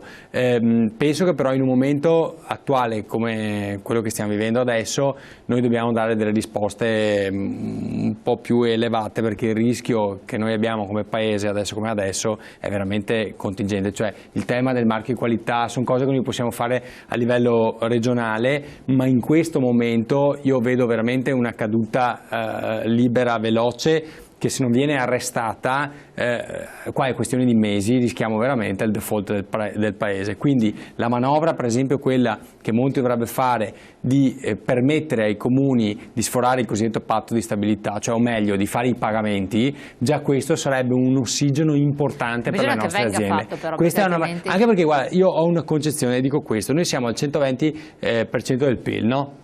Debito pubblico. Voglio dire, anche se arriviamo al 122, al 125, al 130, in questo momento non cambia nulla. Non può essere che noi ingessiamo il paese per tenerci al 120% di debito pubblico. A questo punto, ecco che giustamente quanto diceva l'amico imprenditore, in questo momento bisognerebbe avere il coraggio di fare esattamente il contrario, cioè diminuire le tasse. Assolutamente. Ma quello che diceva attenzione un attimo solo, c'è una telefonata, un attimo solo, pronto? Signora, buonasera a lei e ai suoi ospiti. Buonasera, da dove chiama? Sono Italo dalla provincia di Padova. Prego. Intanto i suoi ospiti mi consentiranno di fare i complimenti per le vostre trasmissioni e anzi le dirò che io, che ho orari molto strani, vi ringrazio per le repliche che voi fate, perché io qualche volta magari ad ore impraticabili riesco a non perdermi il discorso culturale che voi fate e di cui vi ringrazio. Detto questo, vorrei restare sulla tematica della serata. Io sono rientrato a casa tardi, però l'argomento mi sembrava molto importante. Prima di parlare dell'euro dovremmo ricordarci una tristissima riforma del sistema bancario italiano che è stato fatto nel 1990 e che va sotto il nome della cosiddetta legge Amato. Ricordo ai suoi ospiti, ma lo sapranno certamente molto meglio di me, che la Banca d'Italia è stata privatizzata, le casse di risparmio sono diventate delle SPA e hanno perso quel ruolo importante che avevano di testimoni e di esecutori di quelli che erano i principi bancari ed economici che la Banca d'Italia come ente di Stato imponeva. Questo è stato un dramma assolutamente pernicioso che poi è stato seguito dall'introduzione dell'euro, euro che è stato fatto con parametri assolutamente inaccettabili, tant'è vero che poi la popolazione faceva il concambio a 2.000 lire perdendo di brutto 73 lire. È stata una cosa pesantissima, anche perché poi abbiamo visto che nella pratica l'euro è stato portato a 1.000 lire, che era quello che voleva il signor Craxi in anni precedenti. La situazione è pesantissima per un fatto che gli oligarchi che gestiscono la Federal Reserve e la BCE vogliono ridurre il popolo italiano a possibilità economiche, imprenditoriali e soprattutto di dipendenti pubblici a livello cinese, indiano, messicano e diciamo brasiliano. Un'altra cosa gravissima che si sta verificando l'aveva accennata Silvio Berlusconi e io premetto una cosa: ho votato per Silvio Berlusconi e non voterò mai più per Silvio Berlusconi, perché anche l'altro giorno sembra che lui abbia fatto una battutaccia che ha rinnegato, però lui aveva fatto una battuta reale e concreta. In Italia manca il contante, il cash, e vi spiego perché, se voi accettate di farmi perdere un altro istante. Guardate che non sono più in circolazione in Italia i biglietti di banca europea, non italiana, da 200 e da 500 euro, perché non li vede più nessuno. Questi soldi o sono nelle cassette di sicurezza delle banche e non si riesce ad affittare una cassetta di sicurezza delle banche, oppure sono nelle banche di vari staterelli europei, San Marino, Liechtenstein, Andorra, Svizzera e quant'altro.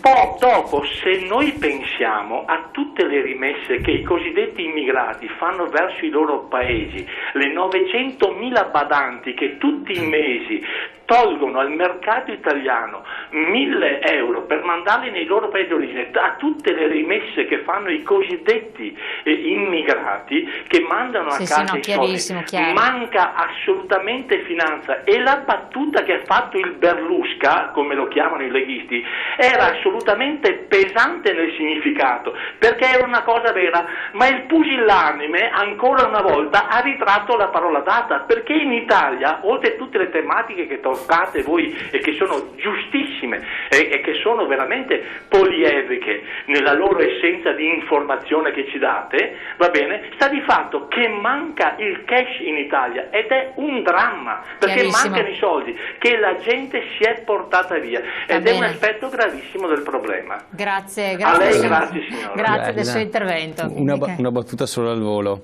perché mi ha colpito il passaggio sulla Banca d'Italia privatizzata, no? Le banche centrali degli vari stati, nazioni, sono quasi tutte private. Sì. Sapete qual è una banca che era pubblica e che funzionava bene da questo punto di vista? Era la banca libica. Guarda caso è stata bombardata da Libia, dal presidente Sarkozy, che fa parte di quel giro. No, a voler pensare male, però guardate che non è un caso, le cose non succedono a caso. Le cose non succedono a caso, infatti.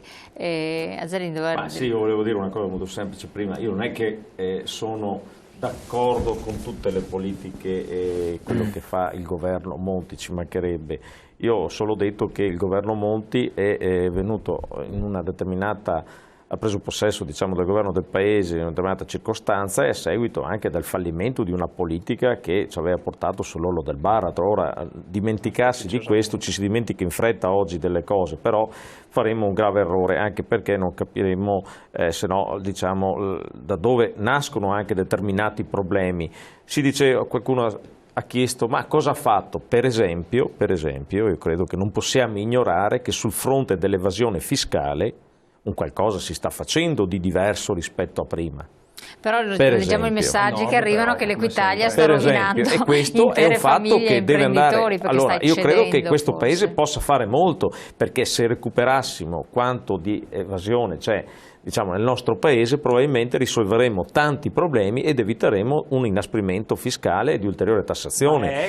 E questo, allora, io credo che su questo bisogna fare molto ancora, ed è un problema di carattere culturale. Sentivo questa sera, prima di venire in trasmissione, per esempio, in forma anonima un artigiano veniva intervistato da una TV e diceva che lui, anche volendo, non vogliono la fattura i suoi clienti, è un imbianchino, per cui c'è un problema proprio generale che deve ancora essere risolto in questo paese. Quando risolveremo questo problema, l'entità dell'evasione fiscale nel nostro paese può consentirci, caro Federico, di risolvere determinati problemi. La percentuale dell'IVA è elevatissima. Quando le tasse superano la decenza media, io non dico che sia giustificato evadere, perché non è mai sbagliato, ma è fisiologico. Se la tassazione fosse bassa, allora tu puoi avere da questo punto di vista anche un controllo. Io la chiederei sempre la fattura, tutti noi chiederemo la fattura sempre, anche per piccole cose, se fosse al 10% invece che al 23%, perché chi te lo fa fare di andare a evadere, e anche lo stesso imprenditore denuncerebbe tutto se la tassazione fosse una tassazione equa del 30%, perché chi te lo fa fare a crearti un problema. Per cui credo ma no, il 50 quando arrivi al 55% cominci a essere veramente, cioè vai fuori di ogni logica. Allora io capisco il tuo ragione, guarda che io sono contro l'evasione fiscale, attenzione, voglio essere chiaro, però mi rendo anche conto che in una situazione come quella attuale, dove siamo arrivati a una pressione fiscale che nessun paese ha, allora diventa quasi fisiologico per un imprenditore, soprattutto se è un piccolo e medio artigiano, difendersi con un po' di classico nero. Una volta lo facevano per mettere via i soldini, ed è vero, adesso si difendono su questo. Il problema è pesante perché su più fronti tu hai l'inasprimento da una parte e una diciamo, diminuzione del reddito familiare dall'altro. Questo è il problema. Comunque attenzione, che io ho proprio notizie certe di imprenditori, tra l'altro del settore edile e non solo, anche commercio del Sud Italia, non dico le regioni, comunque è Sud Italia, ritorniamo al grafico famoso che non viene pubblicato, che mi dicono che giù si muove l'economia, eppur si muove, eppur ci sono commesse, eppur ci sono lavori, non stiamo parlando di grandi cose, in virtù del fatto che queste cose vengono fatte nel nero più totale, e quindi nell'evasione più totale. È una cosa che lo sanno, quindi non sto dicendo chissà qual è la rivelazione, e funziona così, però da loro pur qualcosa si muove e noi intanto stiamo pagando e sborsando. Dobbiamo andare in pubblicità, poi torniamo dalla parola anche a Bellati. Pubblicità un attimo.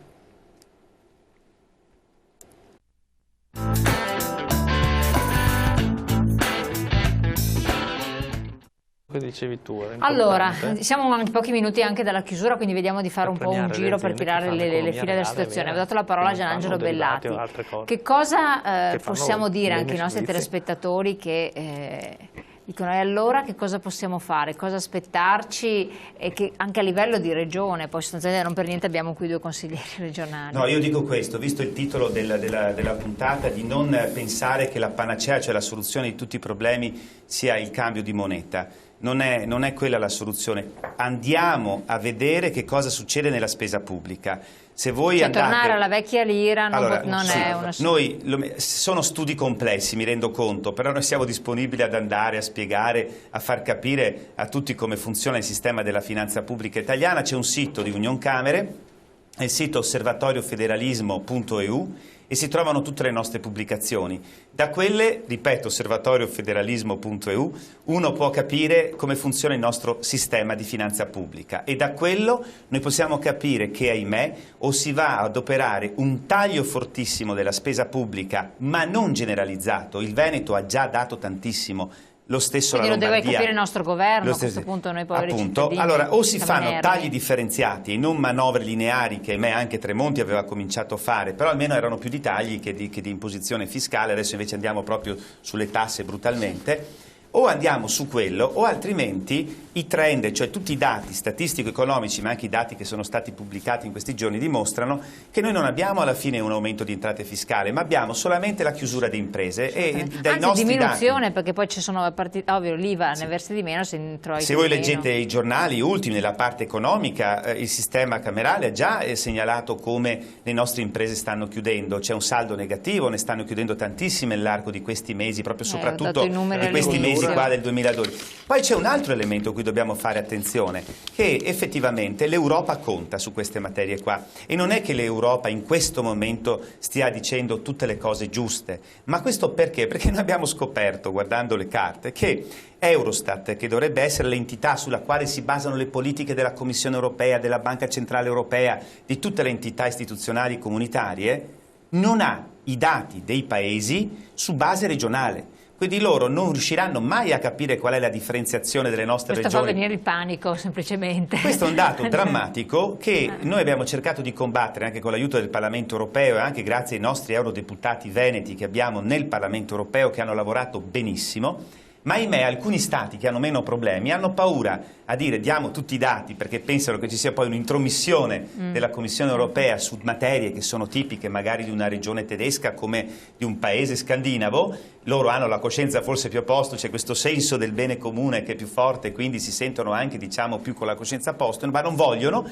che vengano dati questi dati, e quindi noi abbiamo poi degli indirizzi di politica economica che vengono dati dalle autorità comunitarie, che a volte possono essere deleterie per il nostro Paese, perché dire per esempio aumentate l'imposizione fiscale è un errore. Noi dobbiamo dire l'imposizione fiscale la dobbiamo ridurre sul mondo delle imprese, generare posti di lavoro, creare sviluppo. È semplicissimo, ridurre l'imposizione fiscale e colpire soprattutto gli sprechi che sono annidati nello Stato e in alcune regioni del Paese. Una telefonata, dopo finiamo il giro di interventi. Pronto? Sì, pronto. Buonasera, dove chiama? Sì, buonasera, chiamo da Padova. Prego. Da Padova. Abbassi il volume cortesemente, se no sente l'eco. Sì, grazie, chiedo scusa. Allora, chiamo da Padova, ho sentito che si parlava prima dell'IVA, e dove c'era il problema che probabilmente era un motivo di tassa alta, quella del 22 e del 23, e dovrebbero diminuirla al 10 per chiedere le fatture.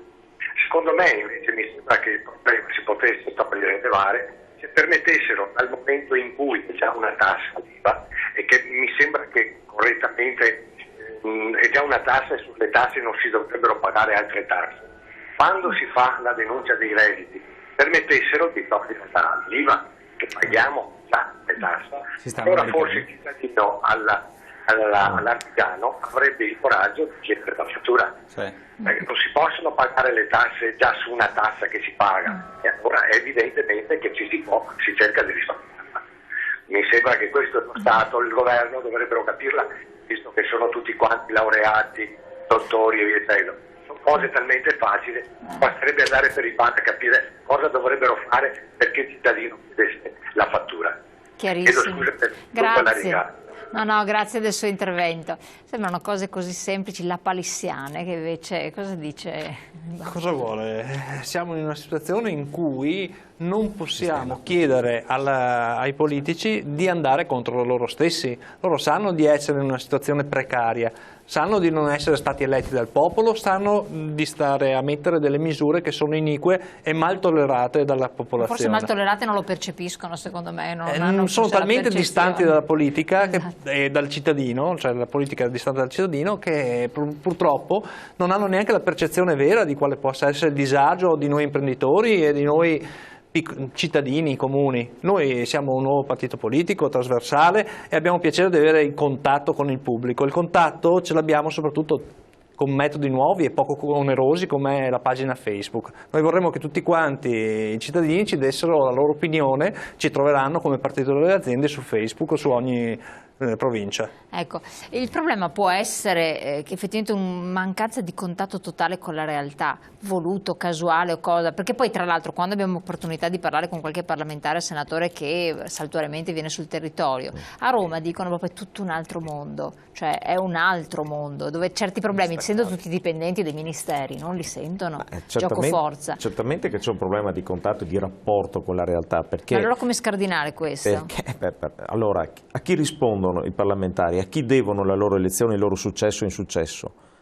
A poche persone, non lo devono i cittadini del loro collegio, per cui a loro non interessa tanto la realtà, interessa anche, diciamo, quello che è il rapporto con il capo o con il vertice della loro organizzazione. Questo è il punto, chi comanda in quel momento, e quindi ecco perché il sistema elettorale, il rapporto con i cittadini eccetera è fondamentale per cambiare anche questo stato di cose, perché l'interesse del parlamentare oggi è un altro, o gran parte sono nominati. Non voglio, ma nel PD c'è la volontà di arrivare a una riforma che vale per tutti, però in gran parte ha questo significato, insomma. Ecco perché c'è questo distacco, e anche perché fra l'altro, se lei ripensi un attimino alle elezioni, quando si arriva in campagna elettorale spariscono i nomi, ci sono solo i simboli e i leader, perché poi sono tutti partiti personalizzati dove c'è il nome, Casini, Bossi, questo e quell'altro, e non c'è il nome di chi va in realtà ad eleggere il cittadino, perché non lo sa neanche.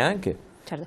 Ma prima lei accennava, perché Fassina sostanzialmente ha voluto dare una provocazione, quello che dice lei, di andare ad elezioni proprio per portare verso una riforma, ma c'è la volontà di farlo? Per un attimo di ritornare, di rieleggere un Parlamento con il Porcellum, voglio dire, saremmo spazzati via da un'opinione pubblica sempre più insofferente, sempre più offesa da dei partiti, da un sistema politico che non si sta autoriformare. Questo è il punto. Ma io volevo chiudere su due battute velocissime, se mi consente, sulla regione, perché io sono molto d'accordo con quanto ha detto Bellati rispetto all'Europa e il ruolo delle regioni, perché il futuro politico dell'Europa è l'Europa delle regioni, perché questo da un lato responsabilizza, controlla la spesa, rende partecipi, virtuosa la medesima, per cui da questo punto di vista il sistema va sul piano politico inquadrato anche a questo livello. Bisogna fare un passo ulteriore, non è solo un problema di stati, è un problema di regioni, no? Non a caso anche il nostro Veneto si sta muovendo in questo tipo. E l'ultima battuta velocissima